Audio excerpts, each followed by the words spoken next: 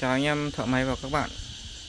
Hôm nay tôi hướng dẫn cho những bạn nào mà chưa biết làm cách thay ổ khóa cho dòng xe Huawei Zim. Cụ thể là chiếc xe Huawei A100 trước màn hình đây các bạn nhé. Chiếc xe này do ổ khóa bị lâu năm bị mòn, đi tự nó rơi ra, phải có cái dây buộc các bạn nhé. Đây là ổ khóa zin theo xe, ốc cũng rụng ra hết rồi. Lát nữa tôi để nắp ốc sau ở đây, ổ khóa đây. Lúc nào cũng phải có cái dây buộc, nếu không buộc rơi mất các bạn nhé. Cái khóa dễ mở này thì nào cũng mở được. Cái nguy cơ mất xe rất là chi là cao các bạn nhé. Hôm nay tôi hướng dẫn cho các bạn nào mà thích mày mò tìm tòi tự làm các bạn nhé, thay ổ khóa tại nhà luôn. Mời các bạn chú ý theo dõi.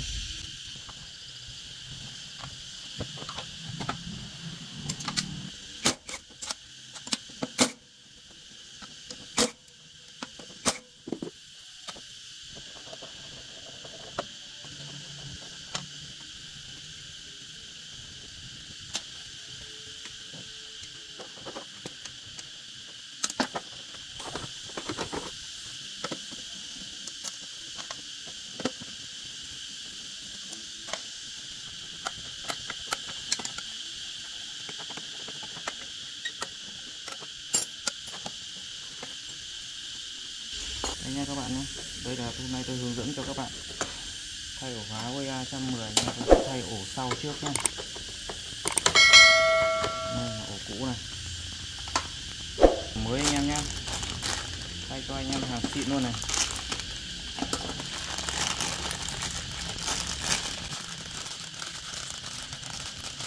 Trong đây ổ có hai cắt cắm nhé, đây là ổ trên, đây là ổ dưới, đây là ổ dưới trước. Các khung này nó bị nhăn nhau cong, các bạn phải làm cho nó thẳng ra như này. Đấy các bạn nhé, thì lắp vào không kênh quá.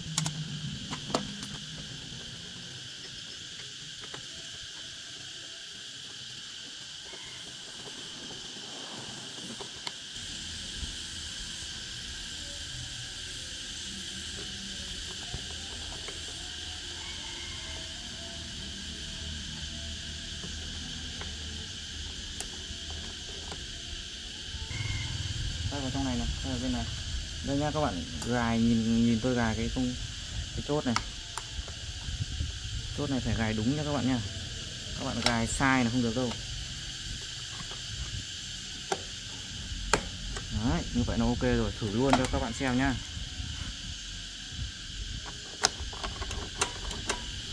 Mở khóa luôn.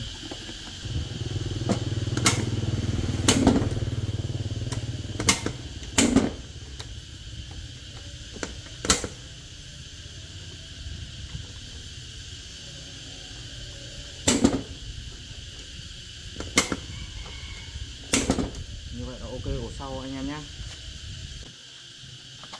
Vậy là ổ sau ok rồi anh em nhé.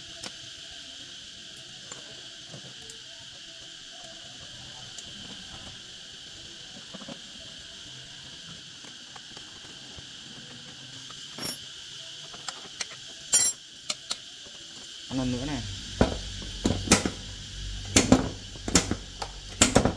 Đấy, ok.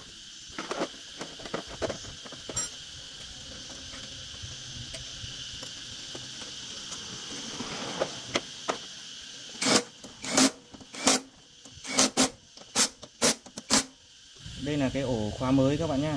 Đây là hai con ốc ở ổ khóa. Nãy là không có con nào, bây giờ tôi thiết kế được hai con như thế này.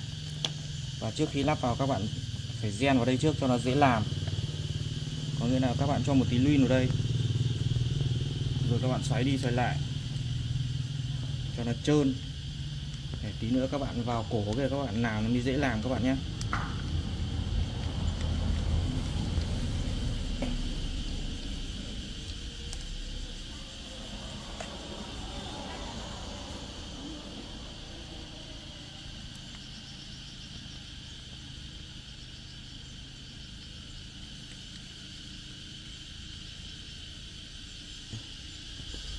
Bây giờ tôi sẽ lắp cái ổ khóa mới vào chiếc xe Huawei A100, mời các bạn chú ý.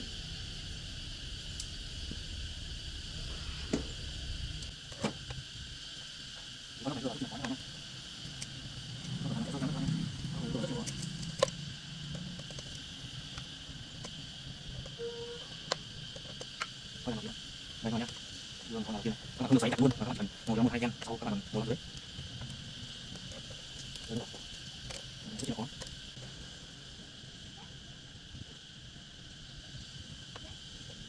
Đấy các bạn nhá, ngựa mãi không được này. Đây các bạn nhá, riêng dòng Honda thay quá, các bạn thấy hai con này rất là khó, không dễ chút nào các bạn nhá, các bạn cứ tin lựa.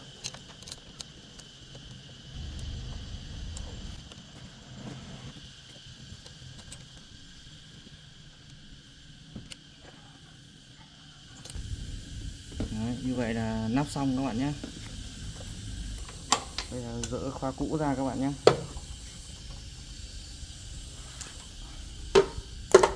Đây khóa cũ đây, bỏ.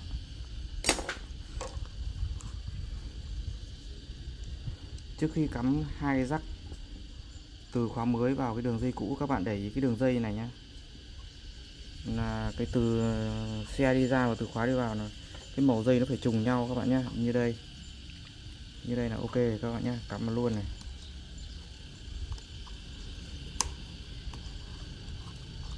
Tiếp theo đây nữa, kiểm tra ok, cắm vào luôn các bạn nhé.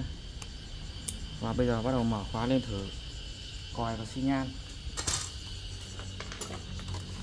Quay vào cái đồng hồ này, mo lên rồi anh em nhé.